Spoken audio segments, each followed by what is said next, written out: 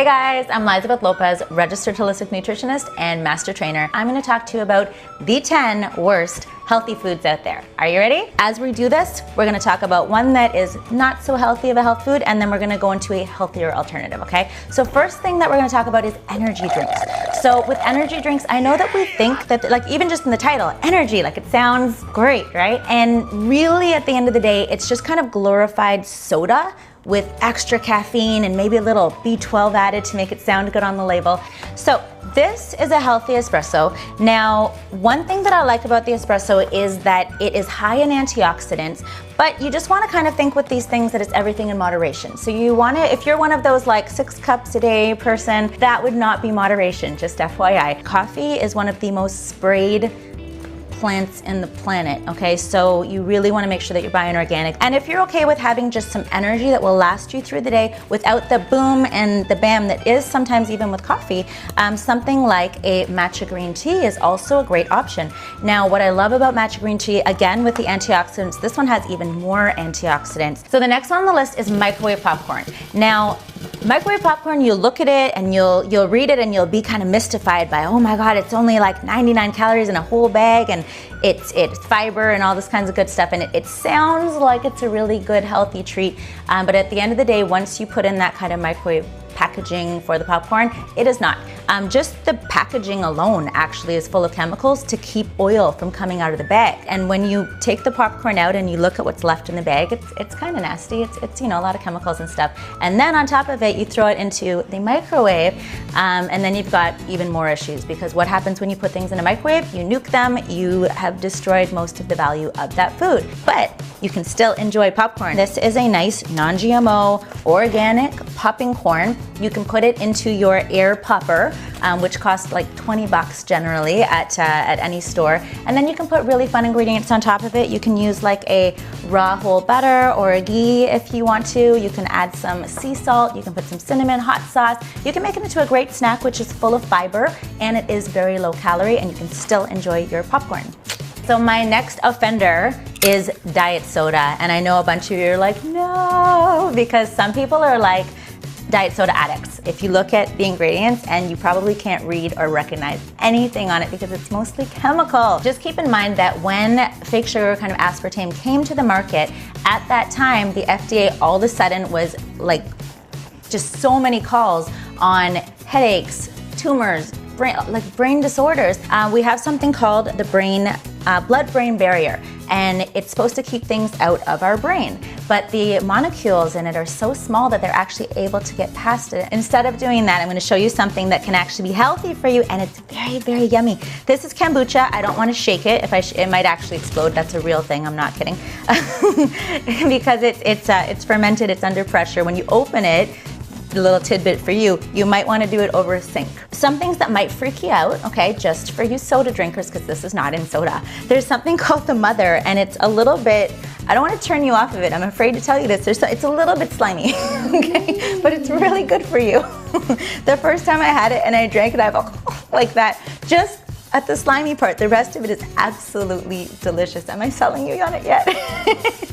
So you can actually probably make it yourself. I might even do a video for you on it. It's actually very gut friendly. It is full of probiotics. I know that even if you don't know what that means, you've heard the buzzword by hearing about yogurt and all these kinds of things. It's great for your gut, helps with a flat belly. It helps with your immunity. It helps with your skin. It helps with so many things. So my number 4 on the list is actually, are you ready? Low-fat muffins. Low-fat muffins, I know a lot of you might kind of get up in the morning and think, I'm gonna go and get a coffee and a low-fat muffin.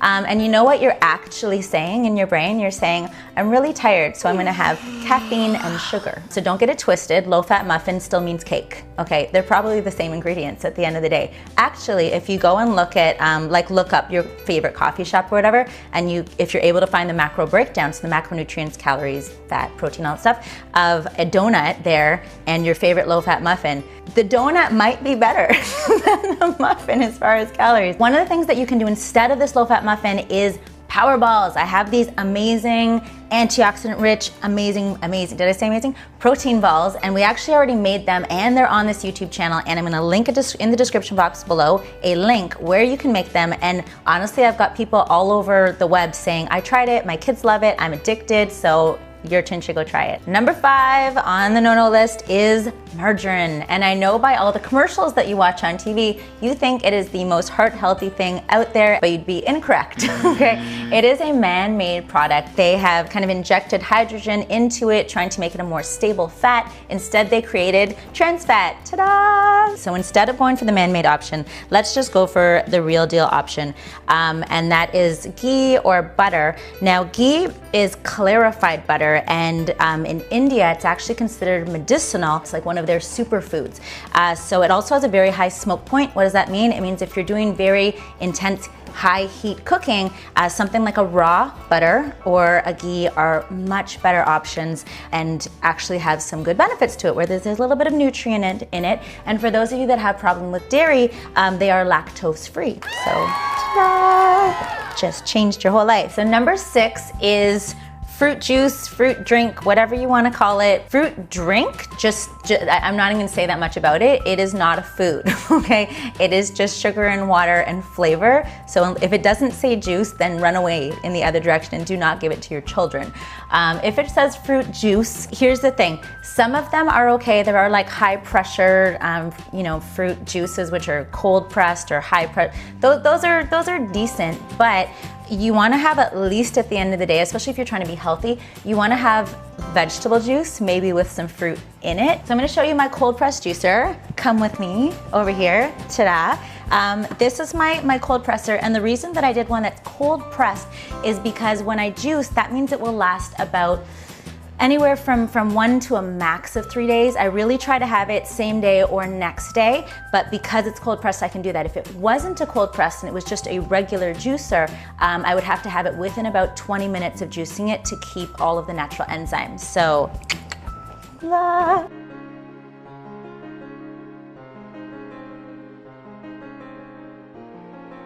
Okay, so I think that the next one might actually surprise you. Brown sugar.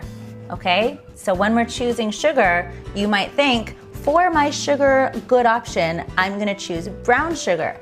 And I think for the most part, you would be incorrect. You have to read the label and see that it contains the natural molasses still. Otherwise, I promise you, if you go and buy some white sugar packets and some brown sugar packets and you compare the labels, they're the same. I actually like Sucanat, okay? What is Sucanat? Sucanat is really just where they took the sugar cane and they just dried it, okay? And then bam, this is what you have.